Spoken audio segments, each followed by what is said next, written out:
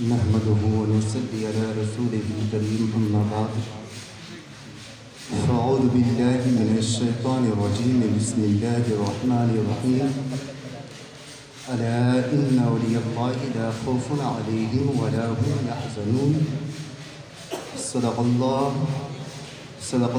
مولانا العظيم وصدق رسوله النبي الأمين المدين المبين الكريم ونحن على ذلك لمن الشاهدين والشاكرين والحمد لله رب العالمين۔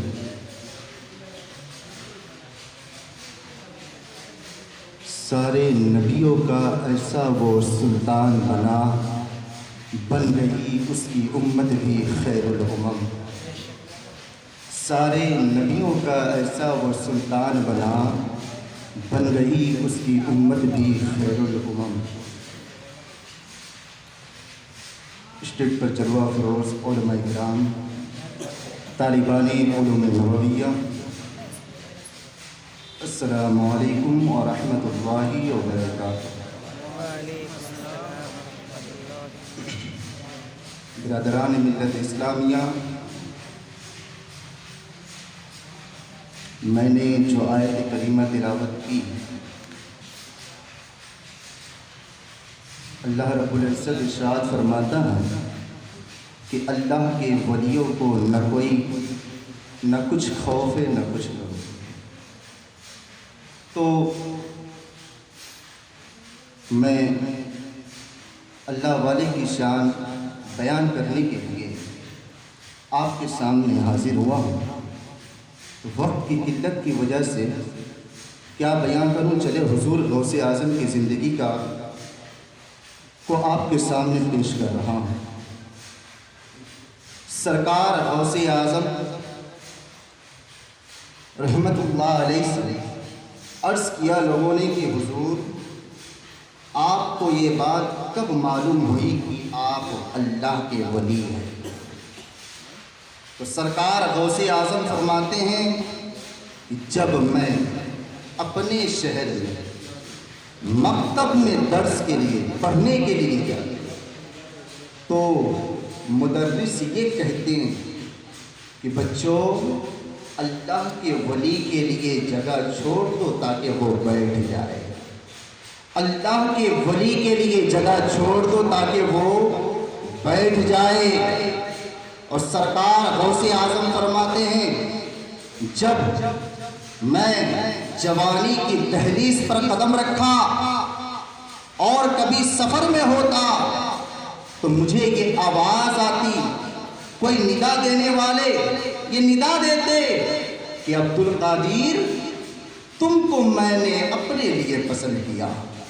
اور سرکار غوث اعظم فرماتے ہیں ندا دینے والے کو میں دیکھ نہیں پاتا، لیکن اب میں سمجھتا ہوں کہ ندا دینے والے کون ہیں، اب میں جانتا ہوں ندا دینے والے کون ہیں۔ پھر سرکار غوث اعظم فرماتے ہیں کہ کبھی میں سو جاتا تو یہ آواز آتی، عبدالقادر تم کو میں نے سونے کے لیے پیدا نہیں کیا، بلکہ تم اس وقت میرے دوست تھے جب تم کوئی شے جبکہ اب تم کوئی شے بن گئے ہو تو مجھ سے غافل نہ ہو جانا، مجھے بھول نہ جانا۔ سرکار غوث اعظم کی زندگی کا مطالعہ کرے، سرکار غوث اعظم کی ہر لمحہ، یہاں تک کہ سرکار غوث اعظم کے قعود سجود، سرکار غوث اعظم کے سونا بیٹھنا چلنا سب کچھ اللہ کے رضا کے لیے تھا۔ سرکار غوث اعظم فرماتے ہیں کہ میری نماز، میری عبادت، میرا مرنا، میرا جینا سب کچھ اللہ کے لیے ہے، رب قدیر کے لیے ہے جو سارے جہاں کا پالنہار ہے۔ پھر آگے آتا ہے کہ سرکار غوث اعظم کی عبادت کی کیفیت کیا تھی۔ سرکار غوث اعظم کی عبادت کی کیفیت یہ تھی کہ سرکار غوث اعظم نیند کو اپنے اگل بغل، اپنے ارد گرد بھٹکنے نہیں دیتے، یہاں تک کہ سرکار غوث اعظم کی پھر سائم فی النار عادت بن چکی تھی، رات کو جاگ کر عبادت کرنا معمول بن چکا تھا۔ سرکار غوث اعظم کے نفل پڑھنے کی یہ کیفیت تھی، کم از کم 200 رکعت نفل پڑھا کرتے تھے۔ سرکار غوث اعظم किसी भी रकात में अगर सूरह इखलास की तिलावत करते तो 100 बार से ज़ायद सूरह इखलास की तिलावत किया करते थे। सरकार गौसे आज़म की इबादत की कैफियत यह है कि यहाँ तक कि सरकार गौसे आज़म को जब भी हदस लायक होते तो आप रहमतुल्लाह अलैह उसी वक्त वज़ू कर लिया करते।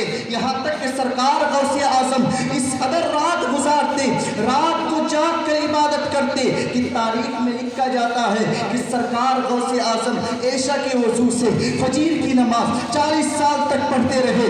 सरकार गौसे आज़म सिर्फ इबादत नहीं, इबादत तो इस कदर करते थे लेकिन उसके बावजूद आजिज़ी व इनकिसारी इस तरह करते थे कि शेख सादी अलैहि रहमतुल रिज़वान गुलिस्ता की किताब में एक वाक़या लिखते हैं, कलमबंद करते हैं। क्या फरमाते हैं? शेख सादी फरमाते हैं, ऐ लोगों सुनो, सरकार गौसे आज़म काबा शरीफ में कंकड़ के ऊपर अपना सर सजदे में रखते और अल्लाह के बारगाह में इस तरह आज़ीज़ी और इनकिसारी पे दिखाते, इस तरह बेबसी दिखाते कि फरमाते हैं कि सरकार गौसे आज़म अल्लाह के बारगाह में आजीज़ी व इनकिसारी से ये अर्ज़ करता है, मौला मगर अब्दुल कादिर गुनहगार है तो बख्श दे, मौला अगर अब्दुल कादिर खताकार है तो माफ़ फरमा दे, मौला अगर अब्दुल कादिर गलती पर है तो उसे माफ़ कर दे, खुदा की कसम मेरे प्यारे। उसके बाद सरकार गौसे आज़म फरमाते हैं, इस जुमले पे गौर करे,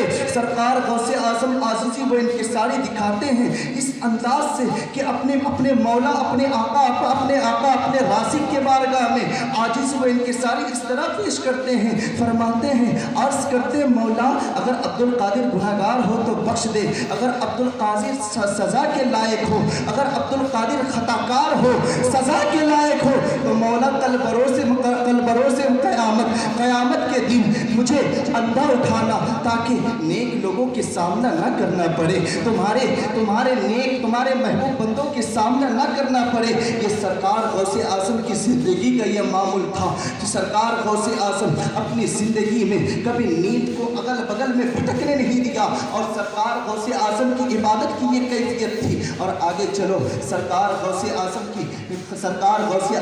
किस तरह के लिबास पहनते थे, किस अंदाज से चलते थे, किस अंदाज से रहते थे, उसको भी बयां करता चलो। सरकार गौसे आज़म की आल ये थी, सरकार गौसे आज़म के लिबास पहनने की कैफियत ये थी कि सरकार गौसे आज़म हर सुबह को नया लिबास तब्दील करते और सरकार गौसे आज़म पहले लिबास को फुकरा में तकसीम करा देते, गरीब को तकसीम कर देते, सदका कर देते। यहाँ तक कि इस बात से आप शायद ये समझेंगे कि सरकार गौसे आज़म रोज़ाना नया लिबास तब्दील कर रहे हैं, लेकिन अपनी सोच को बदलिए और इसको इस नज़रिया से देखें कि सरकार गौसे आज़म रोज़ नया लिबास पहनते ज़रूर थे और पहले लिबास को फेंकते नहीं थे, जमा ही करते थे, जैसे कि आज हम करते हैं, लिबासों को जमा करते हैं। जमा करने के बाद या तो जब लिबास ख़राब हो जाता है उसको फेंक देते हैं, हमें तौफीक नहीं होती कि हम गरीबों में तकसीम कर दें, मसाकिनों में तकसीम कर दें, गरीब बच्चों को तकसीम कर दें। अल्लाह की कसम मेरे प्यारे, सरकार गौसे आज़म इसलिए ये तब्दील फरमाते ताकि इसी बहाने से गरीब को सदका किया जाए और उसको मालूम भी ना हो कि मुझ पर एहसान किया है। और सरकार गौसे आज़म की आज सरकार गौसे आज़म तारीख़ में लिखा जाता है कि सरकार गौसे आज़म हर जुमा को नया नालैन तब्दील करते, हर जुमा नया नालैन पहनते, हर जुमा नया नालैन पहनते और पहले जुत्ती को जो है गरीबों में तकसीम कर देते। और आगे सुनो, ये आखिरी बात कहकर मैं अपनी गुफ्तगू ख़त्म कर दूँ।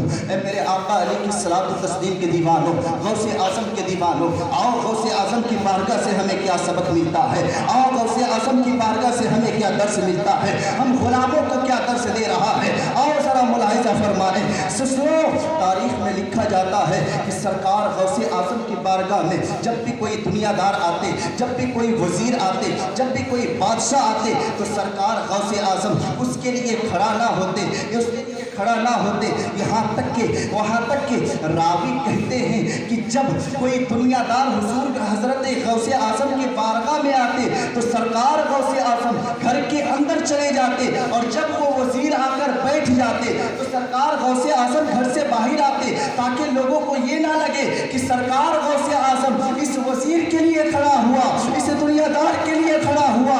गौसे आज़म के गुलामों, गौसे आज़म अपने गुलामों को ये दर्स दे रहा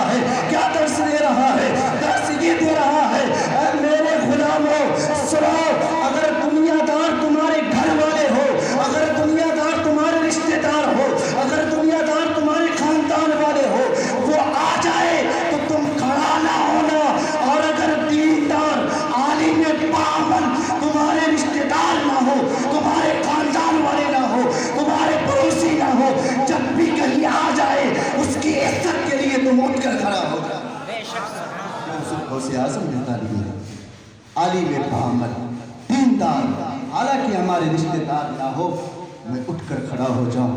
اور میرے ایک دوست نے تعلیم کے بارے میں بڑی بات کی اور بہت ساری باتیں بتائیں.